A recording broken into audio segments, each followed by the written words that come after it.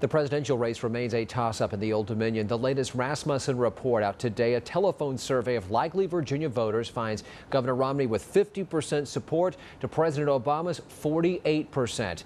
And that road to the White House runs right through coal country, from campaign stops to email blasts. And who could forget all the TV ads? Virginia is a must-win state in the race for the White House for both parties. Both presidential campaigns claim to support the coal industry. Both accuse the other of trying to kill it. But News Channel 11 wants to know, who are the people behind the politics? In this area right here, coal and religion is the center point, because that's the closest thing to your heart. For coal miner Jeff Tiller, coal runs deep in his Southwest Virginia veins. Well, I'm a third generation. My dad was a coal miner, my grandpa was a coal miner.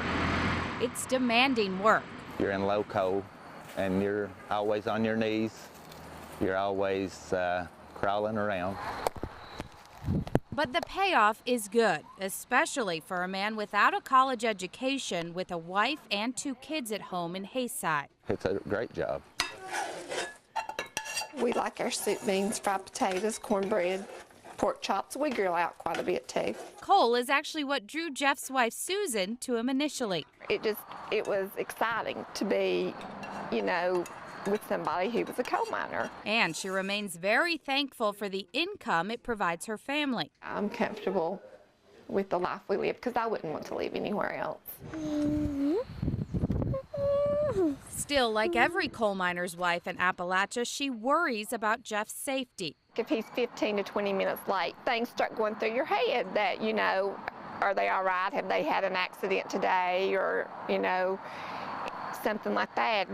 You worry. And his job security. Always growing up, people worried about their jobs. I mean, this has been since I can remember when I was little, that, with the mines would go on strike and everything, people would lose their jobs. According to the Tillers, concerns about job losses are ever present in the Southwest Virginia coal fields.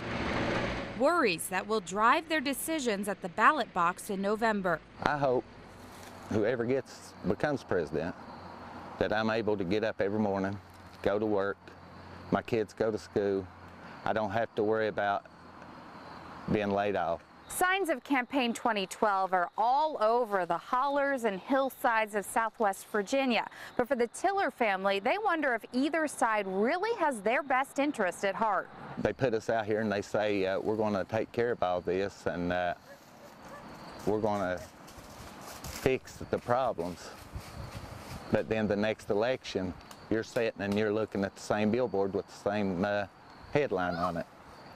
When's the problem going to be fixed? When you see a coal miner, a billboard with a coal miner on it, it means a lot. But then I worry, are they just abusing the fact that that's, to get another coal miner's vote? In response to that question, the presidential campaigns will both tell you, of course not. It's not just a matter of winning votes in coal country. It really is a matter of getting the economy back on track by making better use of our coal resources. Look, coal provides 40% of the energy in this country for electricity. It's a core part of our all-of-the-above energy strategy. We're going to continue to invest in it to make sure it's safe. Hey, Mom. Hi, Jay. But after living through so many presidential elections, the Tillers are both skeptical that either candidate truly cares about them. Do you actually feel like one of these 2 candidates can do something to help here? I don't know. I hope they will. Either one of them hasn't proved a whole lot to me. I asked both campaigns specific questions about their coal plans going forward. Both were vague in their answers. A Romney administration would look to free up the EPA a little bit more. Well, it's certainly a priority for us to have an all-of-the-above energy strategy, and that means making good use of our coal resources. Does President Obama ultimately want to shut down the coal industry? No, not at all. And I got to tell you, look, we hear things like the war on coal, and again, we look at the facts, and it just doesn't make sense. It's that vagueness that continues to leave the Tillers with limited faith in Washington. I don't know if it's one to blame worse than the other to blame. I think everybody's going to have to come together. I think, I think the companies is going to have to give. I think the government's going to have to give. I think there's a solution out there that they can come up with. A level of partnership that seems unlikely for those in this, the heart of Southwest Virginia's coal country. Melissa Hipolit, News Channel 11, in your corner.